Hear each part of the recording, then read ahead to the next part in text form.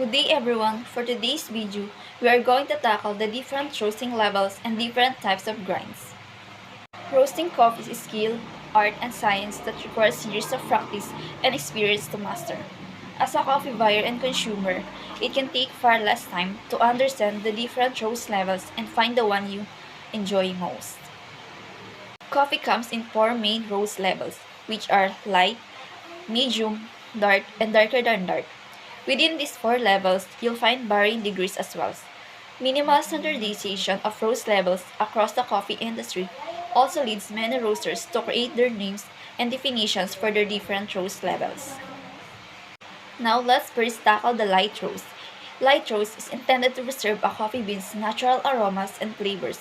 Light roasts represent the preferred choice of most of the specialty community. They also tend to have a brighter flavor profile than darker roasts. Within a dry, not oily, texture, these beans typically reach about 350 to 400 degrees Fahrenheit and just barely obtain the first crack stage. Roasters typically refer to varying degrees of light roast as light city, half city, and cinnamon. The second one is medium roast. While medium roast is preserve a coffee bean's natural aromas and flavors, they usually replace the brightness produced in a light roast with a sweet caramelization created by a longer roast time. This longer roast time also reduces the acidity and bright notes typically found in light roast coffees. These beans remain very dry and really look oily. Raised to temperatures of between 400 and 430 degrees Fahrenheit, they typically pass the first crack stage while they never fully reaching the second crack. Roasters typically refer to varying degrees of medium roast as city, American, and breakfast. The next one is dark roast. At this level, the taste of the roast itself replaces the coffee bean's naturally occurring aromas and flavors. This creates a bold, heavier flavor profile with low acidity.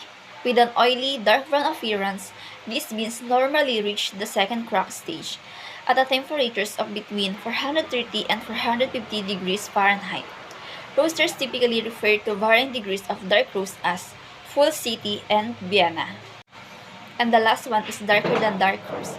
Coffee is referred to as New Orleans, Italian, French, and continental pitcher beans roasted to such a dark level that no trace of the coffee's original flavor remains. These beans have a high alcohol content, a glossy appearance, and typically taste ashy. Specialty coffee shops don't use this roast level. Now, let's move on to the different types of grinds.